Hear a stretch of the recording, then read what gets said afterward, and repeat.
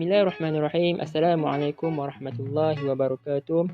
Saya Muhammad Amirul bin Muhammad selaku Wakil Kumpulan 2 Seksyen 4 bagi subjek Kejuruteraan Jalan Raya dan Trafik di SE 20903 akan menerangkan tugasan yang diberikan kepada kami iaitu proses pembinaan jalan raya. Sebelum itu, saya mewakili ahli kumpulan mengucapkan setinggi penghargaan kepada tenaga pengajar bagi subjek ini iaitu Cik Siti Nur Ain dan Encik Muhammad Nurwan.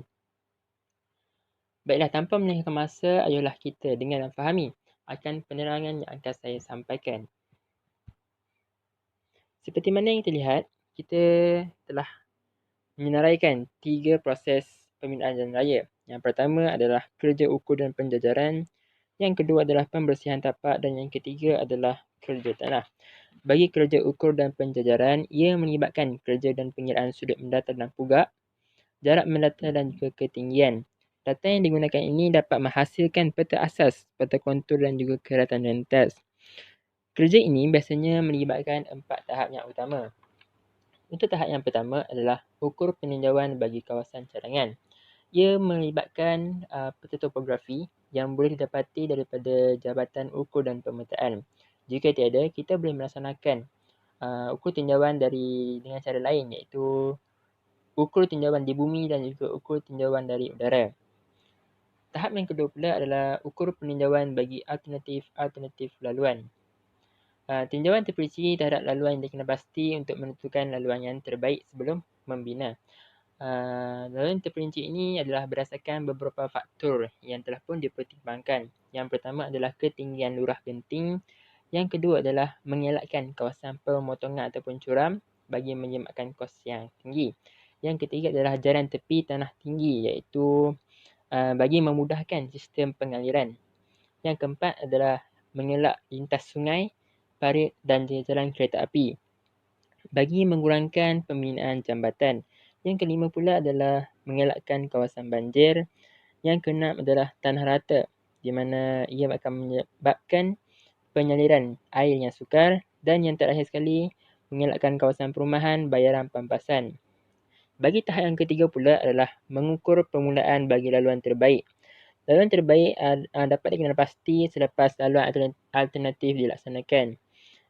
Ia digunakan untuk menghasilkan plan kereta rentas dan memanjang serta lukisan terperinci. Dan bagi tahap yang terakhir iaitu kerja ukur dan penandaan di tapak. Ia penentuan hak jalan iaitu hak milik tanah sendiri dan perlulah mendapat pengesahan daripada juru ukur berlesen.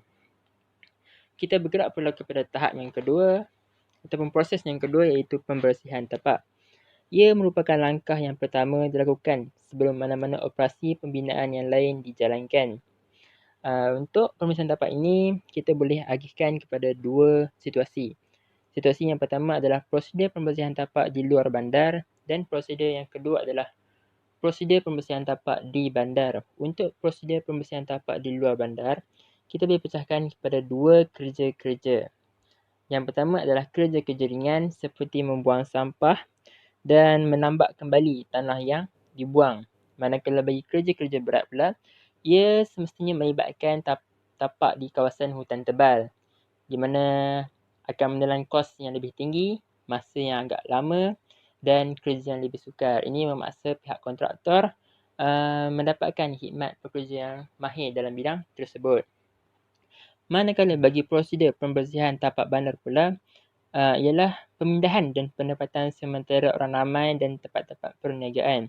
Ia sekaligus akan meningkatkan kos yang terlalu mahal di mana dari segi kemudahan di atas permukaan bumi melibatkan talian telefon dan talian elektrik dan juga kemudahan di bawah tanah seperti paip air, saliran najis dan saliran gas. Untuk prosedur pembersihan tapak bandar tidak memerlukan pelayan lengkap. Hanyalah pengenalan lalu lintas seperti tanda-tanda isyarat dan arahan yang jelas bagi mengelakkan ataupun melancarkan prosedur pembersihan. Okey, kita telah selesai menyentuh bab pembersihan tapak. Kita akan bergerak ke proses pembinaan jalan raya yang terakhir iaitu kerja tanah. Aktiviti kerja tanah melibatkan kerja-kerja seperti pengorekan, pemunggahan, pemadatan, pemasaran, kemasan dan lain-lain lagi. Untuk pengorekan dan penambakan, ia Ia merupakan proses melonggar dan memindahkan tanah dari keadaan potong ke tempat tambakan. Jika tidak diperlukan, kita akan membawa tanah-tanah tersebut ke tempat pembuangan. Yang kedua adalah dari segi pemilihan jentera. Ia sebenarnya bergantung kepada jenis aktiviti yang hendak dilakukan dan masa yang sesuai. Yang ketiga adalah dari segi pengurusan operasi kerja tanah. Ia amat penting dalam usaha untuk mengurangkan kos pembinaan. Yang keempat pula adalah kerja-kerja penempatan saliran rebut seperti longkang dan pembinaan jabatan semasa operasi kerja tanah ini dilakukan. Yang seterusnya adalah lancongan. Lancongan ini kita mesti merancang, menanda dan mengenali supaya lalu lintas bergerak dengan bebas. Bagi kawasan yang sesak, waktu untuk menjalankan kerja pembinaan mungkin perlu dihadkan. Okey, di sini kita dapat lihat rajah angkut jisim. Ia merupakan graf yang menunjukkan isi padu berbanding dengan rantaian, iaitu jarak di sepanjang kawasan pembinaan.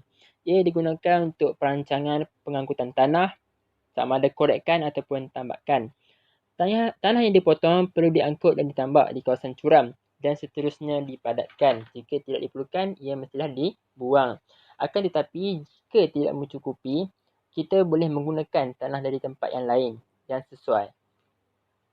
Okey, kegunaan rajah angkut jisim ni terbahagi kepada 4. Yang pertama adalah dari segi reka bentuk. Kita dapat menganalisis aras pembentukan cadangan dan memilih yang paling ekonomi. Yang kedua adalah dari segi pembiayaan projek. Kita dapat menentukan cara mengangkut yang paling sesuai dan menganggar kos angkut tanah. Yang ketiga adalah dari segi pembinaan. Kita dapat mengenal pasti kuantiti isi paru tanah, pemilihan jentera, tempat timbunan sisa, pemilihan lubang tanah pinjam dan penentuan arah angkut. Dan yang terakhir sekali adalah dari segi perancangan masa depan. Contoh yang paling terbaik adalah seperti pembinaan terowong. Seterusnya kita akan bergerak ke penghamparan dan juga pengarasan.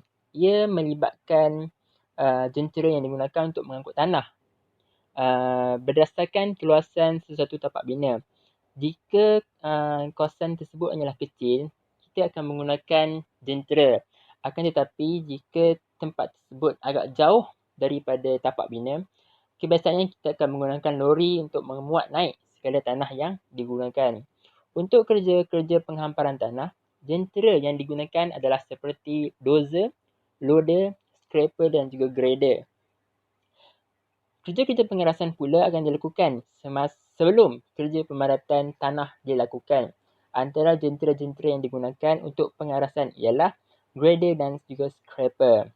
Selesai penghamparan dan pengarasan, kita bergerak kepada pemadatan yang di mana ia merupakan isi yang terakhir. Pemadatan ialah proses meningkatkan berat unit tanah dengan cara membuang udara jisim tanah dan mengurangkan nisbah rongga tanah. Antara jenis-jenis jentera pemadatan adalah penggelek roda licin, penggelek bertayar pneumatik, penggelek kaki kambing dan juga penggelek bergetar. Saya rasa setakat itu sahaja penerangan bagi proses pembinaan jalan raya daripada kumpulan kami. Sekian, terima kasih. Assalamualaikum.